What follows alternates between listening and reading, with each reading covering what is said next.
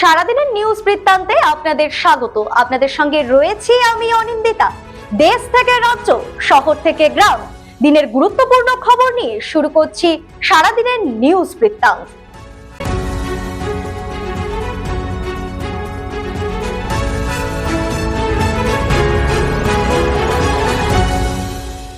সারাদিনের নিউজ বৃত্তান্ত নিবেদন করছেন জুয়েলার্স, সোনা যা সর্বক্ষণের। Agnishwar jewellers, NS road, Raiganj.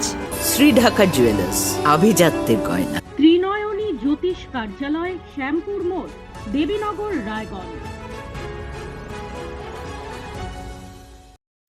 জেলার জাতীয় সড়কে যানজট সমস্যার সমাধানে উদ্যোগী হলেন কার্তিক চন্দ্র পাল। সেই লক্ষ্যে কেন্দ্রীয় সড়ক ও পরিবহন মন্ত্রী নীতিন গডকরির সাথে দেখা করে 12 নং জাতীয় সড়কে কানকি ও পাঞ্জিপাড়ায় ফ্লাইওভার নির্মাণের প্রস্তাব নিলেন সাংসদ। দীর্ঘদিন ধরে কানকি ও পাঞ্জিপাড়ায় জাতীয় সড়ক সংলগ্ন এলাকায় বাজার বসায় বাড়ছে দুর্ঘটনার আশঙ্কা। কেন্দ্রীয় সড়ক ও পরিবহন মন্ত্রী প্রস্তাবটি খতিয়ে দেখে অতি দ্রুত ডিপিআর তৈরির আশ্বাস দিয়েছেন বলে জানান সাংসদ।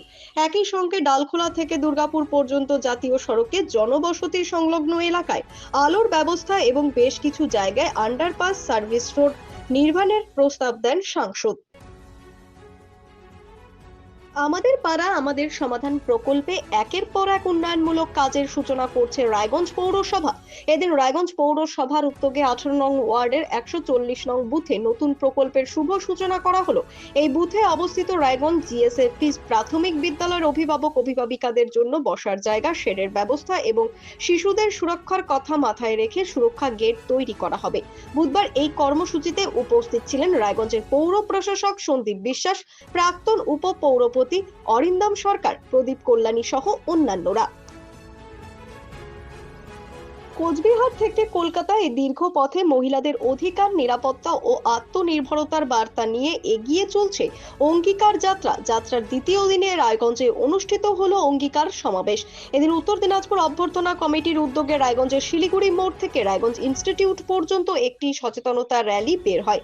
রঙিন ফেস্টুন, স্লোগান জাগো নারী জাগো বন্যী শিখায় ভরপুর ছিল গোটা পথ। এরপর রায়গঞ্জ ইনস্টিটিউটে শুরু হয় অঙ্গীকার সমাবেশ।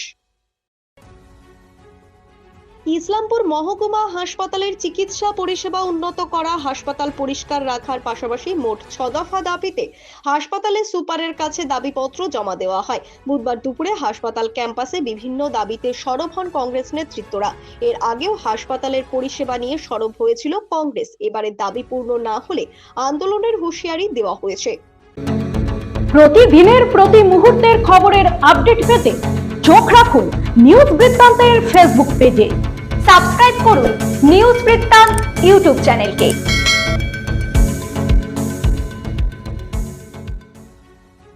দার্জিলিং এর অন্যতম জনপ্রিয় রেস্তোরাঁ গ্লিনারিজের বার এবং মিউজিক পরিবেশন আগামী 3 মাসের জন্য বন্ধ করার নির্দেশ জারি করল প্রশাসন।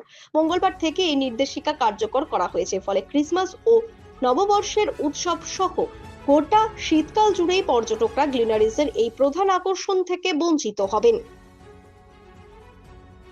এক ভয়াবহ দৃশ্য উঠে এলো মালদা মেডিকেল কলেজ চত্বরে। যে কোনো দিন মালদা মেডিকেল কলেজ চত্বরে দেখা গেলেই মেলে স্ট্রেচারে শুয়ে রোগী, কারো মুখে লাগানো অক্সিজেন মাস্ক। স্ট্রেচারে সেই মাস্ক খুলে যাওয়ায় তা ঠিক করছেন কোনো মেডিকেল কর্মী নন, স্বয়ং পরিবারের লোকজন।